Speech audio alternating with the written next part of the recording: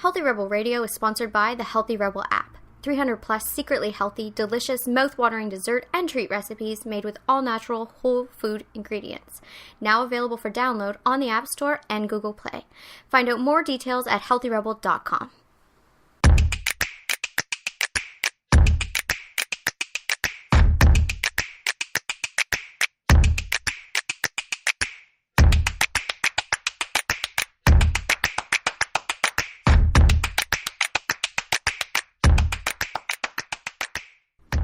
Welcome to Healthy Rebel Radio. I'm your host, Dr. David Dazzler. I'm here with my Damie Health Healthy Rebel co-founder, Amy Lang. Good morning. Good morning. How are you today? Great, thank you. Today we're talking food sensitivities and weight loss. Oof. Food sensitivity is something I deal with a lot in my practice. I think it's important to note when we start here that food sensitivity is different from food allergy. Yes. Food allergy is that instant reaction where someone's throat will close when they consume a peanut. It's when your face swells, when you get an instant rash. Something that happens immediately. That's an allergy. A sensitivity is an immune flare that can be associated with certain foods. That's very individual. And it can cause a whole range of symptoms. Mm. Some of these symptoms can prevent weight loss. And different for everyone. Completely different for everyone. And if you're familiar with some of these symptoms and how they feel and you're in tune with your body, you probably know what foods do it for you. Mm. A lot of people are starting to figure out. I had some person this week say, listen, I was feeling excellent. I added wheat back into my diet, and I feel terrible again. And it can only be this. Nothing else has changed. And that is the story of so many people. It's crazy. I mean, we talk a lot about dairy, because that has been my personal experience. But, I mean, if you're the type of person out there who knows as soon as they touch an egg, they get gas. The person who, as soon as they consume more than a handful of beans, they get stomach pain. Me, as soon as I eat sugar, I get stuffed up. Exactly. It's a nightmare. Those are the type of things. And the easiest examples are those instant examples that aren't the dangerous ones, not the throat closing, not the instant skin flares. I'm talking the ones that cause these random symptoms but are so quick. But don't you find that you have to have a certain level of cleanness to your diet to be able to differentiate which thing is really causing? Do. Because before, the way I was eating, years ago, a decade ago, there's no way I would have been able to know which, like if it was dairy, sugar, the other things I've found that don't work for me specifically, because I was eating them all. Right. I was also eating, sugar-free crap, everything. So it's also chemicals. So I just felt generally crappy all the time. Yeah. Right? Yeah, I mean, so it's important to know. I never would have known that, like, the instant reaction of one thing. Like, you can't have a gourmet donut, then popcorn with chocolate, then also chickpeas in the same weekend, and experience stomach pain and think it's probably... which one is it? I mean, I'm just describing a weekend of my own. Oh, I was like, I don't know what you're talking about. I don't know where this example is going. I have a sensitivity to chickpeas, but I would never know that if I had a weekend where I had gourmet donuts plus popcorn and chocolate. I have to say, the fact that you have a sensitivity to chickpeas literally breaks my heart. Of course it does. I live on chickpeas. Mm-hmm. I love them, and it breaks my heart. But I didn't always, and this is the thing. You can develop sensitivity if you eat something too much. Yeah, blame me. Blame your chef. I'm not blaming you. Mm-hmm. I'm not blaming you. Uh-huh. I think at that point things need to be... I gave my husband an allergy to chickpeas. You did it. Mm-hmm. What are some of the symptoms? I mean, we're dealing with complex immune reactions here, things that are only documented in the physiological research. There's no big trials about this. There's a few with headaches, IBS, but nothing overly significant because it's very difficult to test. It's different for everyone. Everyone's immune system is a little bit different. And the causes of these we're just starting to figure out now. So we'll go through some of that today as well. The motivation, too, has to be explained in the way that I never correlated before that you completely introduced me to. So, one thing that really motivates me to be on top of avoiding things that I'm sensitive to is the chain reaction that is worse than the reaction. So, yes, say eating sugar for me may cause me to be stuffed up. It may cause me to be, for me, it gets, I have a rebound within an hour where I become irritated and less able to handle stress. At night, my body temperature will go up if I eat a lot of sugar, and I'll have active dreams, which will make me have a bad sleep, which the next day, I'll wake up and I'll be angry and I'll be bloated and my joints could hurt. This is a real spiral. Then that month, I have terrible PMS. Mm-hmm. And this is all could be from, say, drinking a bottle of rosé. Right. No joke. No, I know. This is and this spiral is that serious. But the other thing that I find so interesting, first of all, you don't think it's that big of a deal. Mm-hmm. So you don't correlate that it could go that rogue.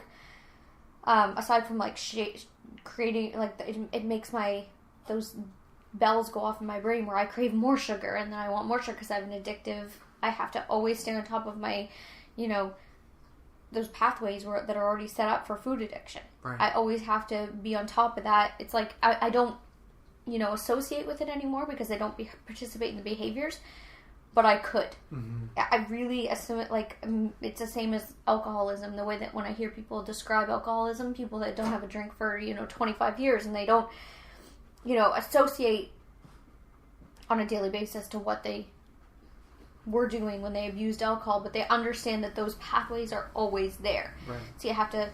Anyway, the interesting thing with the food sensitivity is the chain reaction, and with me witnessing you, is just blew my mind that if you participate in certain food and in certain foods that you're sensitive to, like dairy, it very often will bring up things that you have in our life that wouldn't cause you to have allergies. Then all of a sudden you're having an allergic reaction to things like pollen. Mm-hmm. And I just feel like that's not common out there knowledge. No, I know, because it's very difficult to explain why this might be happening. But that is such freedom for people. I've watched you go from being sensitive to the elements and not being able to camp or not being able to do certain things to just it disappearing. Yes. Unless you participate in certain behaviors and then it comes back. Absolutely. Including, I've seen you have eczema. Yeah. So what we have here this year, just from the end of 2015, is some new physiological research that shows that when there is an immune reaction, say, let's say in this one study they're showing that in the placenta there was these immune cells, monocytes, which were a little higher in babies that then developed food allergies. Okay. It turned out that these babies had a release of T cells that then released cytokines that were highly predictive of future allergy development. So it's interesting because you have this immune reaction, and then the subsequent steps were not very good at explaining it, and they're extremely complicated. So we know this is happening in babies now. If there's an immune flare on day one, there's an increased a very specific immune flare. Monocytes are just part of the white blood cell system. Then there is a high propensity for future allergy development. What about in adults? What if someone's under the weather, or they consume foods that say cause a release of T cells in the small intestine? What's the subsequent release of cytokines going to be? Is it going to be ones that maybe cause fatigue, or ones that cause joint pain, or ones that cause rashes, or who knows? It's very interesting. So this is most of the research that's going into this is with infants. Their microbiome, their probiotics, their immune reactions, and then how they develop food allergies in the future. As an adult, for me, it's pretty simple to see. I see a lot of people who consume sugar and dairy, and then or even wheat, and then have a flu the next week. They're more susceptible to viruses. I wish everyone would understand why, quote unquote, flu season happens around the holidays. I know. It is a big misconception that, there's a reason why, and the main reason why is because we screw up our immune systems by pouring alcohol, sugar, late nights, and just pure junk in copious amounts down our gullets. Mm-hmm. and suppress ourselves, and then we get sick. It has more to do with our behavior than anything to do with our atmosphere. Most of the studies, 90% of the studies, show that it has nothing to do with the cold weather. No, and there's like one study in the last 20 years that shows it was cold weather. And it's the beautiful thing is, and it's within your control. You don't have to get sick every season. Right. You don't have to at Christmas have that rebound. Mm-hmm. You can control the outcome. You absolutely can. Let's talk about this spiral that you're speaking about here. When it comes to holistic weight loss, some of the symptoms that can potentially be caused by food allergies are not easy to track and to relate to a specific food. They can happen 4 days later. We know this now about specifically IgG molecules. If you're having this one type of food allergy, these molecules can last for 4 days, and in some people they cause symptoms. Other people they do nothing. Some of the symptoms that can occur: fatigue, pain, like joint pain, stomach pain, bloating, gas, headaches, water retention, and stiffness. I'm just laughing because now it just seems like you're describing the last trimester of pregnancy. I'm allergic to everything. Just explaining my life. Pregnancy is hard. No, I'm just kidding. Oh my gosh. No. But you can see, if you're, let's say you're dealing with a lot of people who eat wheat, then are really tired for like 3 hours. Well, yeah, if you have a lunch and then you feel like you need to go have a nap, you should investigate break down what's in that lunch that could be, because that's not a normal reaction. Food should give you fuel. It shouldn't tire you out. Mm-hmm. If it's tiring you out, that's a nod to your immune system that we're not dealing with this well. This isn't good. We need to use all our resources to process it. Definitely. Oh my gosh, absolutely. And then you see, I'm too tired to go work out. Right. Well, I mean, maybe it had something to do with the food. Same thing with latent joint pain that's not associated with osteoarthritis or injury. Maybe it's something you're consuming. Maybe you're having an immune system flare. Bloating and gas restricts people's ability to exercise and do the things they want. Even eat healthy. When you consume things that can cause food sensitivity or cause an immune flare, oftentimes there's a subsequent sugar craving. And we know now that there's a potential for a disruption in the microbiome, poor probiotic diversity caused by immune changes in the digestive tract, which can cause sugar cravings. Well, and the other thing is conditioning. Because a lot of people, the way they're raised, is when you don't feel good, I want ice cream. Mm-hmm. You almost revert into that child again. You do. I don't feel good. My belly's sore. I want ginger ale pop, and I want ice cream, and I want cozy. Yeah, that's what we know. Right. So, and there's nothing worse than ice cream for a sick person. No. It's literally like the combination from hell. Mm-hmm. It is. It just makes things absolutely worse. So much worse. And that's my go-to. That's the first thing I think of. Yeah, but you don't go to it. No. You want it, but I do not let you. No. No, but you can make healthy ice cream, and that's what we do. Yeah, exactly. You can still have that cozy feeling, except for not the negative ramifications. So you get this altered appetite. Mm-hmm. It happens. Yeah. You can have symptoms that cause you to not work out the way that you normally would. It can change your schedule. It can change your flow. And really, it can cause poor decision making. Oh, it definitely causes poor decision making. Just, it alters your mood. And it puts you in a more cranky state. I would definitely, for me it does. Yeah. There's a definitely brain chemistry element here for me when I eat foods that I'm sensitive to. Absolutely. And then for me, it's a snowball effect, because that month I will have terrible PMS, mm-hmm. which is just a nightmare. Yeah, for sure. I mean, this brain chemistry that you bring up. We know that inflammation can change brain chemistry. So I mean, you see it with me. Yeah. I am like if you know a child, and then you give the child sugar, and mm-hmm. then you see the child acts high. Yeah. That's literally me. I can't. I'm so sensitive. I'm like a child, and then I crash. Yeah. That when blood sugar goes low again, I can't handle it. Your resources are just so depleted. Which I was never in tune with before. Right. I just thought these waves and these moods and I thought I was a moody person. That everyone told me I was moody in my life. There you go. So then, what? Must be true. Must be true. I thought it was just me. Yeah. I know, and that's so frustrating.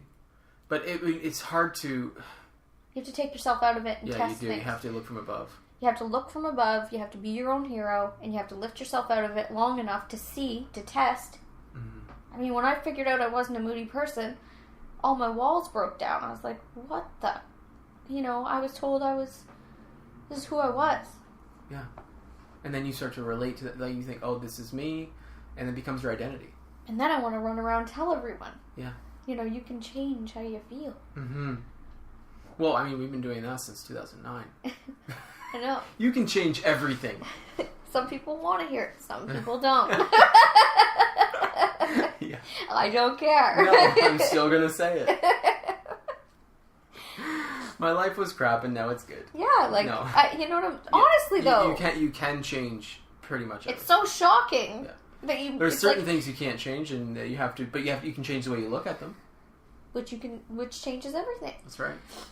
Now, the final thing I want to touch on here is the microbiome, the probiotics. We talked about probiotics being potentially helpful for weight loss a while ago.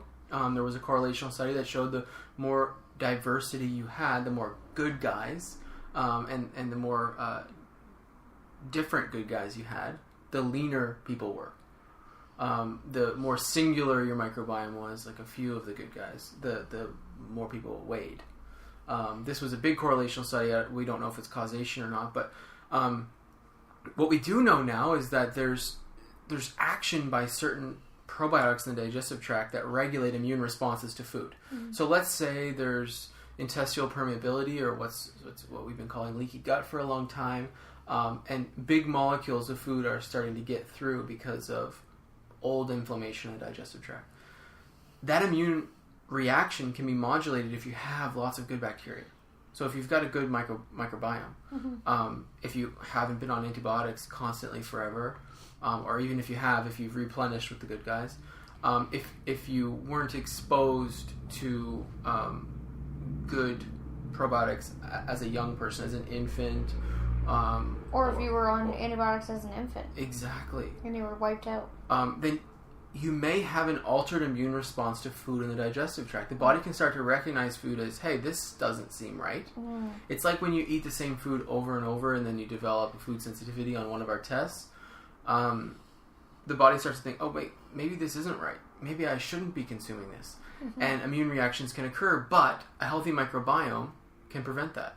And I've got one study here that shows that reduced flora at birth and poor exposures as a young person can cause a lack of one type of bacteria called Clostridia.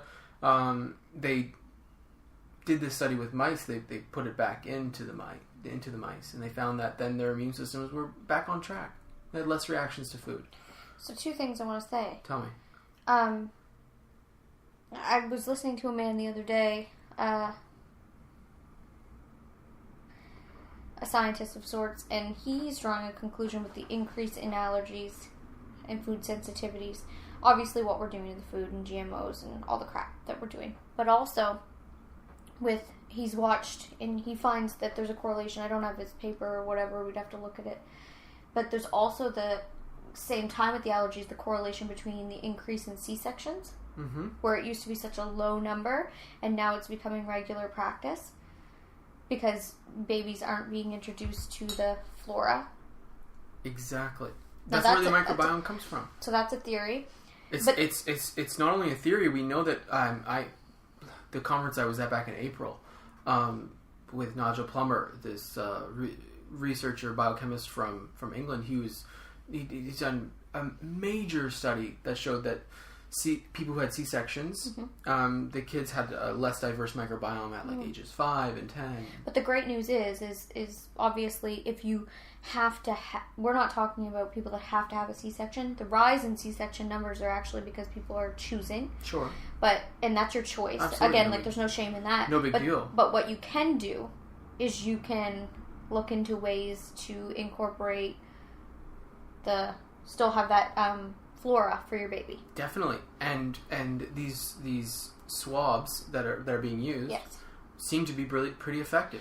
So if that is the way you're going to go, it's just floating the education out there. That may be something that would be healthy. Yeah, you'll see it in the next 5 to 10 years. It'll be common practice with C-sections to do a vaginal swab and then subsequent application on the mucous membranes of the child. It's going to happen. Because everyone knows that the next phase of digestive health, but overall immunity, is going to be related to our microbiome. They outnumber us as in cells. Right. There's more bacteria in us than human cells. So I mean, we're hanging out in their space. Really, when you look at it. Anyways, so the other thing it'll all come forward. The other thing I wanted to say is when we're talking about good bacteria and these things, we're never talking about yogurt.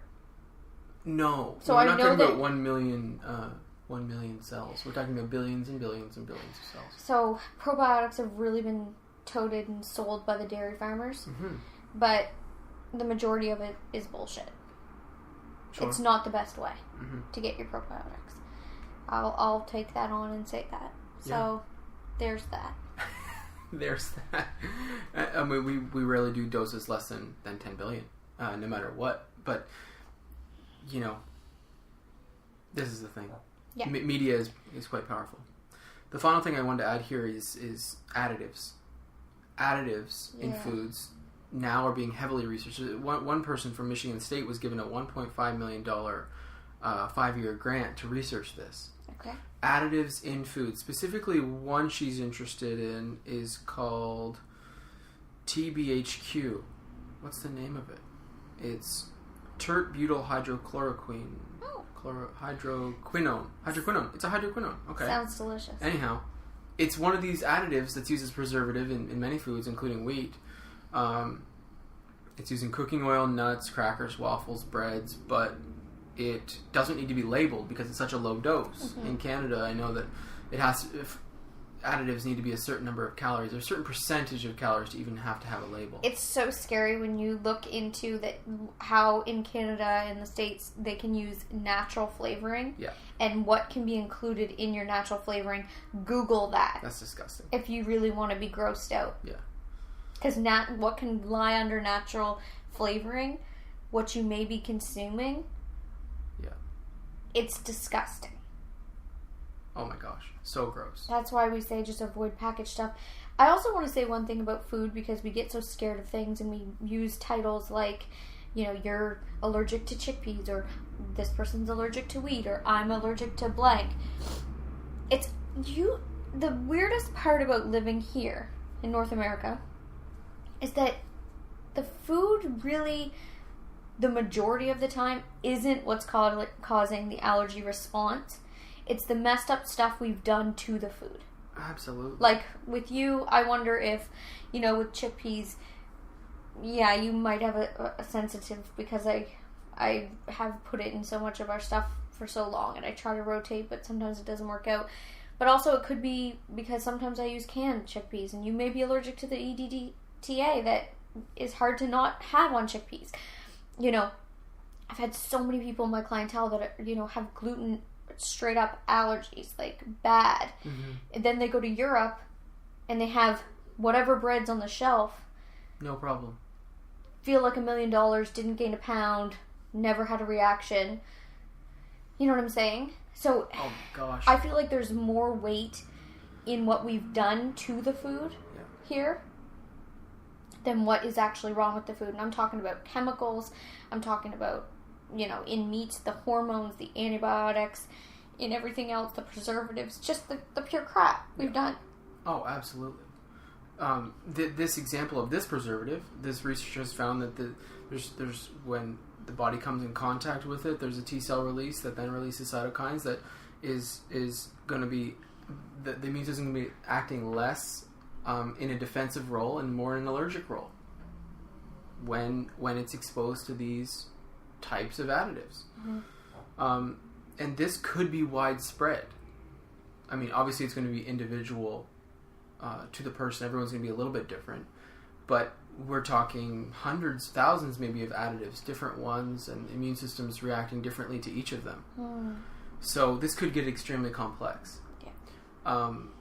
Anyways, something to consider, food additives. You have to, I mean, there's not much we can do about it.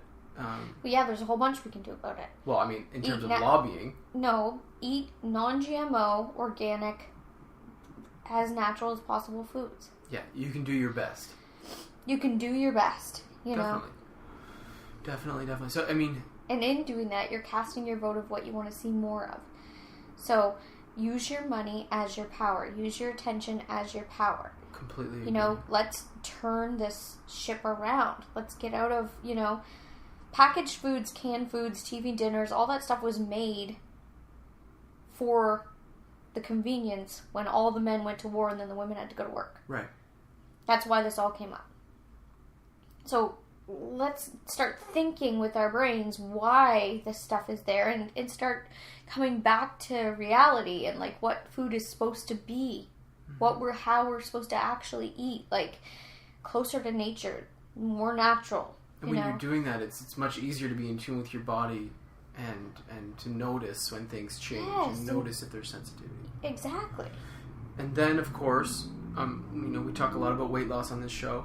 It's one of these extra pillars you can be looking out for. I think, obviously digestion is extremely important in weight loss.